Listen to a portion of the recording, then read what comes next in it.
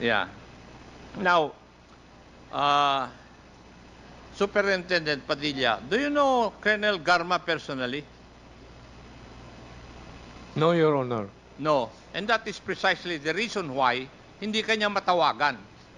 Si Jimmy La Fortesa, kaklase niya eh. Kaya siya ang tinatawagan. Hindi ba logical lang 'yon?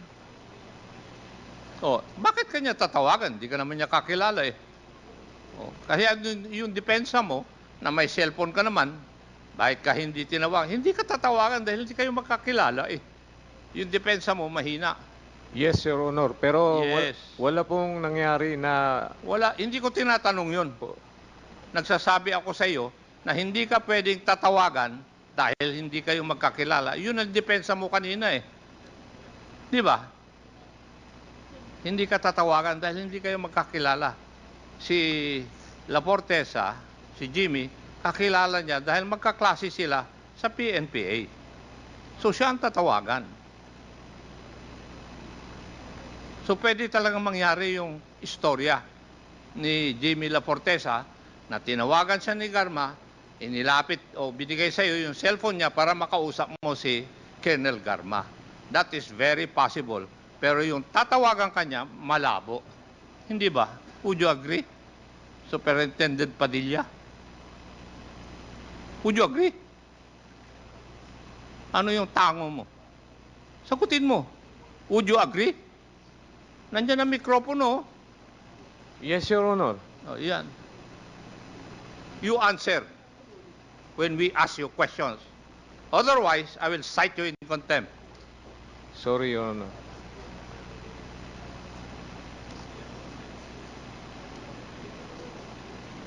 Yung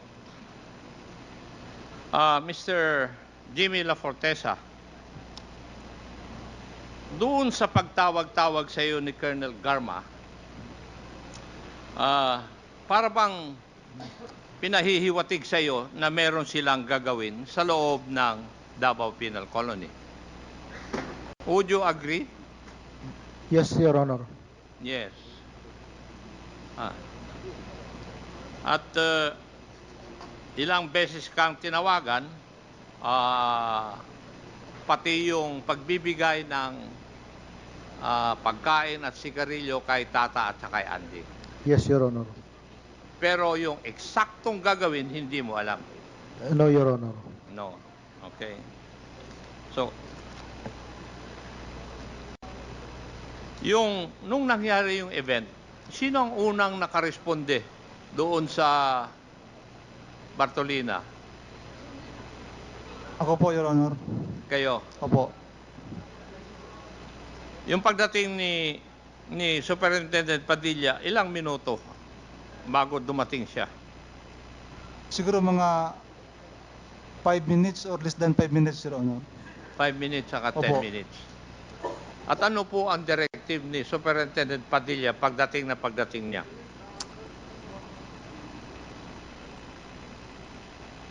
Hindi ko na maalala, Your Honor.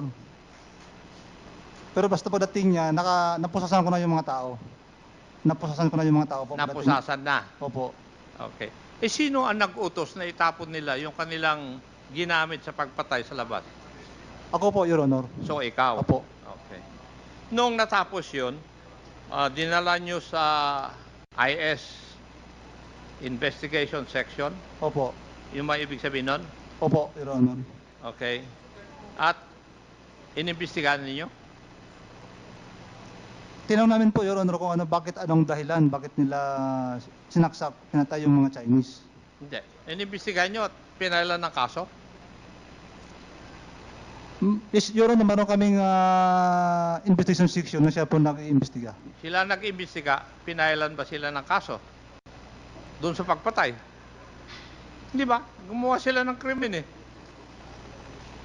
Yung aming mga PDL po? Yeah, Opo, pinalan sila ng kaso po.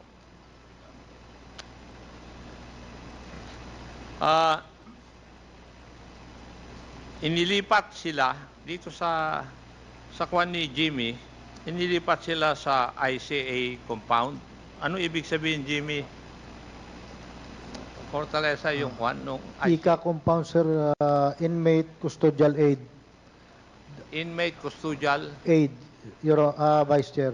Para saan to? Ika serves as a force multiplier of the Bucor personnel, Mr. Chair. Chief Inspector Foro, doon ba sila dapat dalhin pagkatapos na makakomit sila ng krimen? Discretion po ng superintendent, Your Honor. Abay ka pala. Discretion po ng superintendent. So, ibig mo sabihin, hindi sila dapat dalhin doon. Pero utos ni Superintendent Padilla. Yung bang ibig mo sabihin? Wala naman, sir, po nagbabawal na... Hindi nga. Kagagawa lang nila ng krimen, di ba? Nararapat ba na dalhin sila sa ICA? Nasa Yes or discretion no? po ng superintendent, Your Honor. Eh kaya nga, tinatanong kita, umiiwas ka eh. Ha? Hindi ba dapat ilagay sila sa Bartolina dahil nakagawa nga ng krimen eh. Yung nga ang nagkaroon sila ng shabu, binartolina ninyo. Yung pang pumatay ng tao, Nabartuloy na po sila, Your Honor, nung pagpatay doon sa 3 insik. dalhin mo dapat sa Bartolina. Opo, nabartuloy na po Pero sila. bakit nasa ICA sila? Nag-serve po na sila, sir, ng mga ilang buwan bago po sila nalipat sa ICA. Na Bartolina muna sila ng ilang buwan Opo, bago napunta sa ICA? opo, Pagkatapos ng krimen? opo. Tata, totoo ba yun? Na dinala, pagkatapos ng krimen, at imbestigasyon, dinala kayo sa Bartolina? Opo, mabibilang lang po yung araw na nandoon kami sa loob. In-outsell kami. Labas ng Bartolina. Habang naghihintay kami ng correction order po na maika kami. Mga ilang araw yun? 2 linggo, 3 linggo lang kami sa loob, sir. Labas namin kaagad. Sa outsell ng tawag doon, outsell. Pero yung pag-Bartolina at paglabas sa Bartolina, yung superintendent ng penal colony ang nag-uutos. Yes po. Okay. Thank you, Mr. Chair. Yun lang po ang aking mga katanungan. Thank you, Congressman Acop. Yes, Congressman Paduano. Thank you, Chairman. Just to follow up, no? Actually, kanina na-establish na yon na yung 2 PDL na pumatay ng 3 incheck after IS, dinala sa Bartolina, pero just for a few weeks.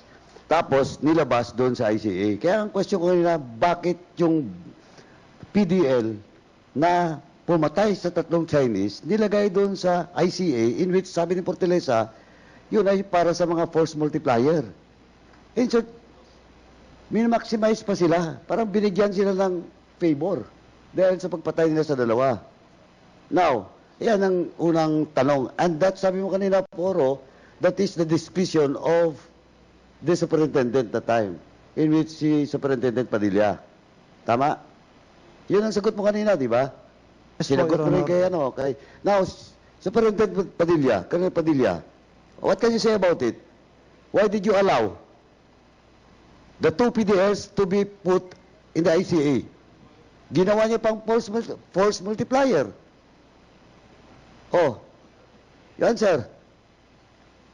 After nung Bartolina, after na nung investigation po yun, matagal, mga more than a month siguro.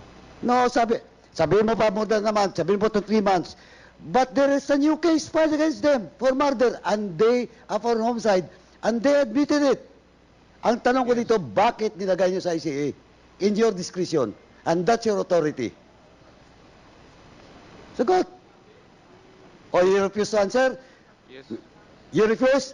Mr. Chairman, with that, I move to cite in contempt Colonel Padilla in violation of our internal rules, Section 11, paragraph C.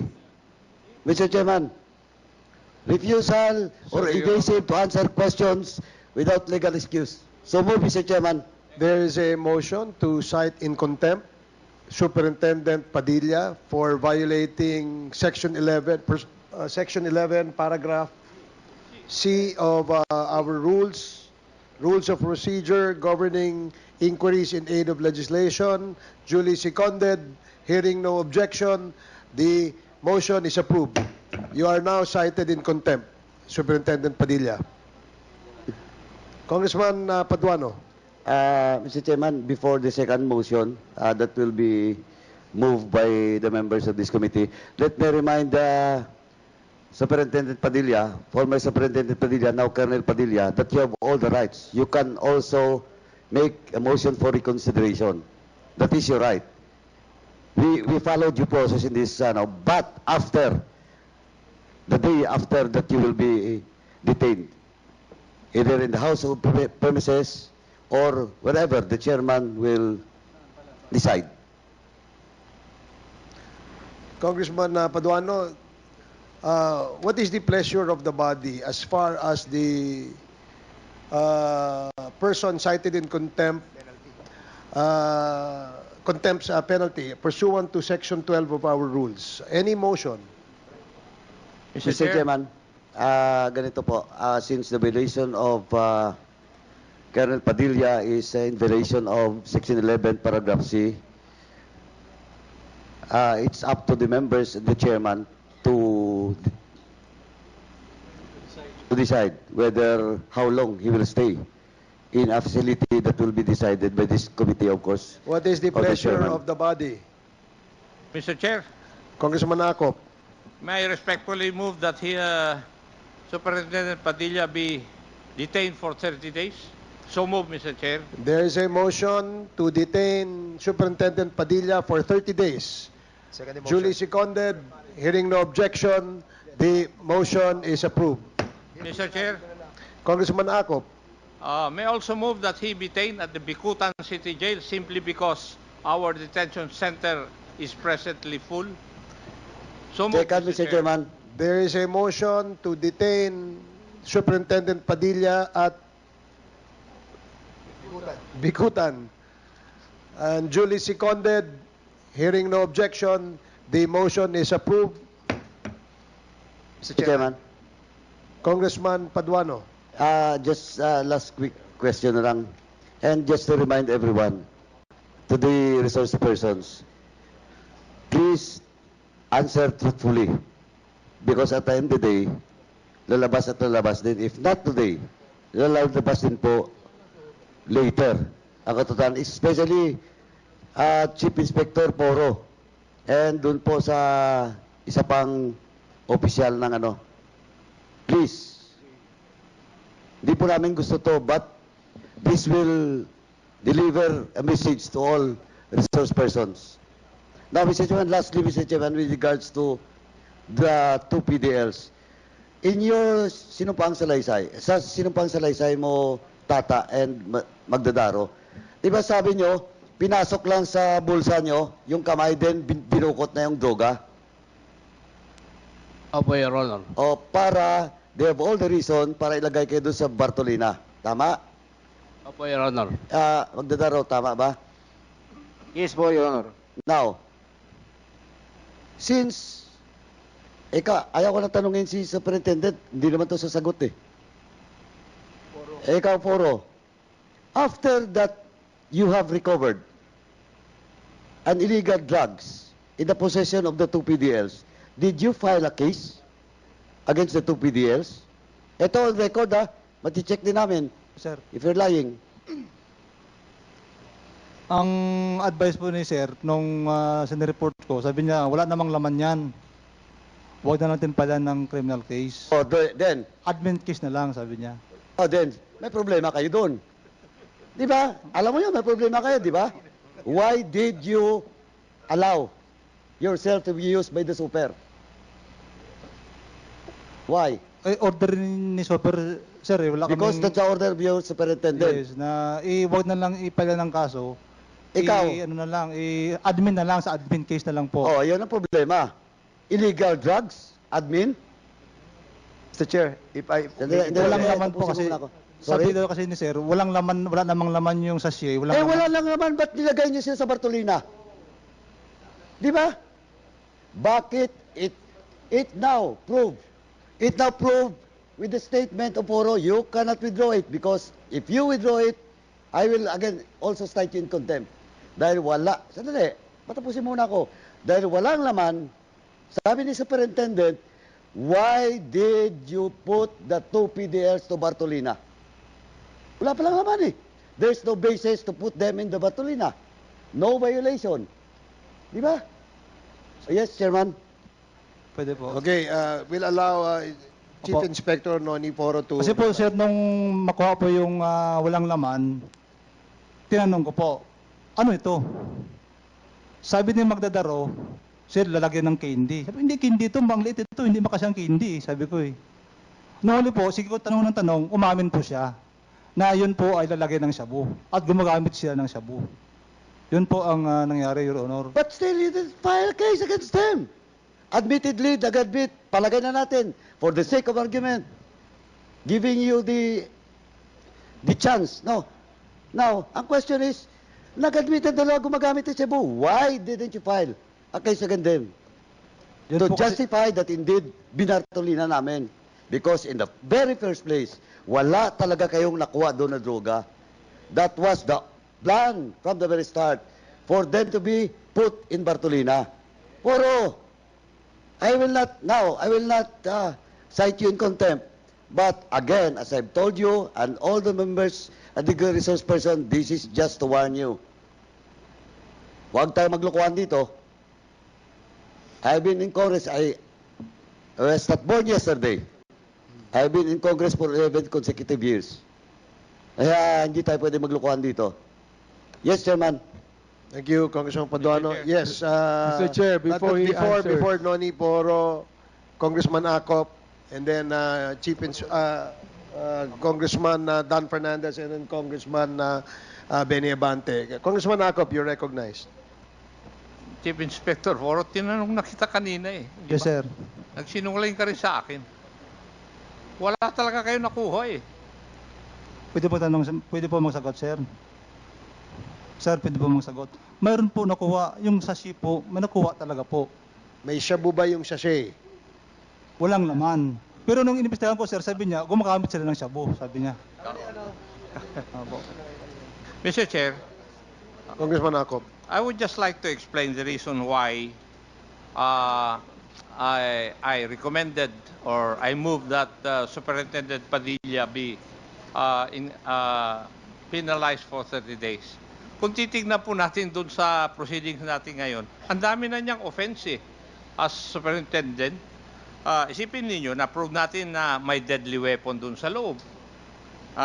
May shabu, tapos may mga cellphone. Hindi naman mangyayari yun kung hindi alam ng ating superintendent eh. That is precisely the reason why, Mr. Chair, 30 days po yung aking minove. Thank you, Mr. Chair. Thank you, Congressman Acop. Superintendent Padilla, are you, when are you retiring?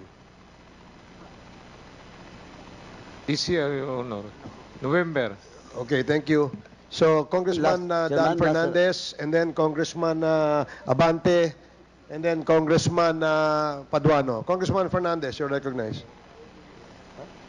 Okay, Congressman Fernandez is yielding his time for Congressman Abante. You're recognized. Thank you. Thank you, Congressman Fernandez, for yielding your time to me. Napakabait mo, Governor.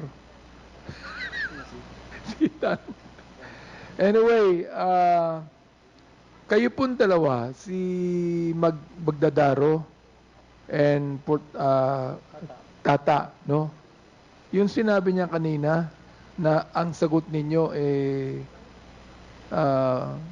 yung ano ng candy. Totoo ba yun? Yung sinabi niya? Mr. Magdadaro, totoo ba yun na sinabi niyo sa kanya yan?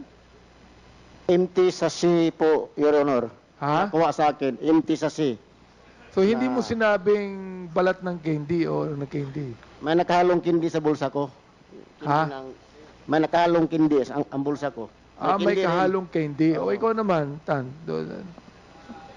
Mali, hindi siya po ang nag-ano sa akin. Ha? Nag-searching. Hindi siya. Ano, no? Hindi siya yung Hindi siya. nag-searching sa akin. Hindi Iba. si Poro Iba. ang Opo. nag-search sa'yo. Sino? Si Sir Muñoz po. Sino yun? Sir Muñoz. Sino yun? Inspector Poro. Si ano? Hindi po, ako po ang nag-search sa kanya, Your Honor. Ako po. Ikaw ang nag-search din sa kanya. Opo. Oh, Tata. Hindi po, magkahiwalay po kami ng brigada eh. Nasa 2 po siya, nasa 1 po ako. Nasa bilangan po kami, pinatawag ako sa 1. Siya sa 2. Yung nag-searching sa kanya po, si Sir Puro. Sa akin, si Sir Munoz. Chair, gustong sumagot po ni Inspector Poro. Una naming sinerch si Tan doon sa kanilang brigada, sa kanyang tarima, nakahiga pa siya nang naabutan namin, sir. O, sabi ko, tayo, kayo mag-search namin. Pag search ko sa kanya, mayroon din empty sa shape. Pati yung sa kanyang tarima, sinerch namin. Yun, nakuha namin siya ng empty sa shape. Umamin siya na gumagamit siya ng shabu. Hinanap namin si Magdadaro. Nakita namin si Magdadaro, sir, doon sa labas ng kanilang dormitory. Pero ang tanong kasi kanina, Chief Inspector Poro, ikaw mismo nagsabi na walang laman na shabu. Di ba? Sabi mo, walang laman. Empty sachet, plastic sachet. Yun lang ang nakita mo. Sabi mo. Di ba? Ngayon, bakit sila napunta sa Bartolina? Kasi umamin po sila gumagamit sila ng shabu. Yung empty sachet daw po, sir, nagamit nila ang shabu ng laman noon. Halimbawa, may prisoner umamin na siya pumatay kay Rizal. Iba-Bartolina mo. Walang ebidensya. Umamin man, sir. Kahit umamin siya, wala naman siyang, wala. May ebidensya ka ba? Yes, sir. Yung kanyang lalagyan na nagamit na daw nila. Yung laman. Plastic sachet can contain anything. Pwedeng candy. Pwedeng kung ano-ano. Hindi, not necessarily shabu. So, medyo malabo yung ano mo. Please proceed. Mr. Chair, gusto ko rin itanong, no? Nung napatay yung 3 Chinese, anong ginawa nyo sa mga bangkay? Sir, ako yung unang nakaresponde. Tapos, ikaw ang una nakakita ng bangkay nung pinatay. Opo. Tapos, may dumating na rin sina Super Padilla, pinalabas sa kagad yung mga bangkay, pero una mo na yung mga nagsaksak. Ilang, in-inform mo si Chief Padilla. Hindi, may iba na-inform sa kanya, sir. Hindi ikaw ang nag-inform. Hindi ako nag-inform. Pero ikaw una nakakita. Ako ang nakarating kasi po na-radyohan po ako. Hindi ko maintindihan eh. Ikaw ang una nakakita, ikaw una nakarating, pero hindi ikaw nag-inform kay Chief Padilla. Yes, sir. Tinawagan kasi ako nung radyo na, sir, punta ka mo dito sa may control gate kaya may nangyari. Tumakbo po ako doon. Parating ko doon, inform ako na may nasasakan doon sa PDD, sa Silda 6. Takbo po ako doon. Parating ko doon, nakita ko si Magdadaro at saka si Tan, may hawak pong matalas. Sabi ko, anong nangyari? Ang sagot, sir, gidaw-daog manggod nila. Gidaw-daog daw sila ng mga Chinese. Sabi ko, ilaglag ang matalas sa labas ng silda, sa labas ng rihas. Nilaglag po. Paglaglag, ilabas ang kamay, nilagay ko ng pusas. Saka po, binuksan ko yung pintuan ng jail po. Hindi pa alam ni Chief Padilla yan. May natao sa kanya, ibang nag-report sa kanya. So, alam niya na. Opo, may dumating na po siya. Sinong tumawag sa kanya? Hindi ko po alam. Hindi ikaw? Hindi ko alam po. Hindi mo alam? Hindi ko po alam. O hindi mo inalam kung sino? Hindi naman yun mahalaga, sir, kasi may radyo kami. Maaring may tumawag sa kanya sa radyo din o na-monitor niya sa radyo na may nangyari sa... Nung nalaman ni Chief Padilla, siya ba'y nagpunta agad doon? Opo. Opo. Okay. Ano ginawa niyo sa bangkay? Nilabas namin yung bangkay dahil sa ospital. Baka buhay pa o ano ba. Pero nagkataon noon, sir, sa totoo lang, wala kaming doktor doon, only pang doktor namin. Only po ang doktor. For autopsy. Ganun ba yan? Ang purpose, baka buhay pa o masalba pa. Oo. Opo. Okay. Mr. Chair, yun namang yung nagsabi naman na, hindi ba, anong nangyari sa iyo? Hanggang Biyernes ka lang? Yes po, Your Honor. Monday to Friday po ako. Sinong kapalit mo ron pag Sabado at Linggo? Noon po, kukunti pa lang ang personnel, pero may duty po doon 24 hours. Keeper pa, duty keeper. Sino? Ang natatandaan lang po namin doon, si PG1 Barco. Ang shifting po niya 2 to 10. Nangyari po kasi yun mga 8. Anong pangalan? PG1 Barco po. Oh. Nung panahong andun sila, hindi ka naka-duty. Hindi po ako naka-duty dahil sa office man po ako, 8 to 5. Hindi po ako nagjo-duty ng gabi. So hindi mo kilala si Magdadados saka si Tata? Sa mukha lang po. Kay marami Sa man mukha talagang lang. PDL din. Okay. Kayo naman, Mr. Chief Padilla, makakilala ba kayo ni Commissioner Leonardo? Hindi kayo makakilala? Hindi po. Ngayon lang kayo nakita? Oo. So, pinabubulaanan mo, Commissioner Leonardo, na itong dalawang ito nakatanggap ng pera sa kanilang pagpatay sa Chinese. Hindi ko po alam. Wala po kasi akong alam dun sa sinasabi nila. Alam mo, nakakalito yan sapagkat ikaw ang tinuturo ng Narsolis na ikaw ang pinaka-boss nila sapagkat kaibigan mo rin yung kanyang girlfriend Totoo naman po na under ko po talaga si Narsolis. So, at kaibigan ko rin po si Colonel o Garma. bakit ikaw ang tinuturo ni Narsolis na boss niya? Hindi ko po alam ba't ako ang tinuturo, Mr. Chair.